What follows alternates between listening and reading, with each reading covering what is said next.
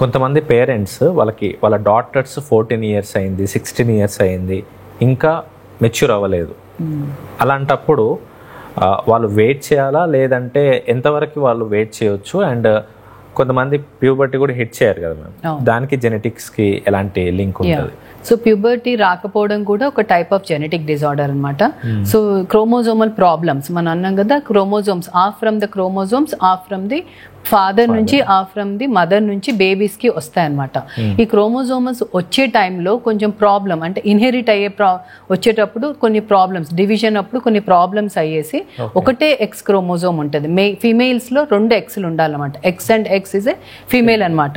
So అందులో ఒక X chromosome miss అయినప్పుడు అప్పుడు దాన్ని టర్నర్ సిండ్రోమ్ అంటారు. ఈ టర్నర్ సిండ్రోమ్స్ లో అమ్మాయిలు పెద్ద మనిషి కాకపోవడం కానీ, మెన్స్ట్రల్ సైకిల్ రాకపోవడం కానీ, షార్ట్ గా ఉండిపోవడము, గ్రోత్ అబ్నార్మాలిటీ ఉండడము, కొంచెం ప్రాబ్లమ్స్, హార్ట్ డిఫెక్ట్స్ ఉంటాయి, కిడ్నీ ప్రాబ్లమ్స్ ఉంటాయి అనమాట. సో అమ్మాయి మెన్స్ట్రేషన్ కాకపోతే ఒకసారి వచ్చి ఆ క్రోమోజోమల్ టెస్ట్ చేయించుకుంటే, ఒకసారి స్కానింగ్ చేయించుకుంటే మనం కరెక్ట్ గా ఇది జెనెటిక్ రిలేటెడా కాదా అనేది చూసుకోవచ్చు. ఏ ఏజ్ వరకు వాళ్ళు 16 to 17 years is the last అనమాట. అంతవరకు వెయిట్ చేయొచ్చు. జస్ట్ ఖచ్చితంగా అది కూడా దాటింది అని అంటే ఖచ్చితంగా కన్సల్ట్ కావాలి. ఓకే.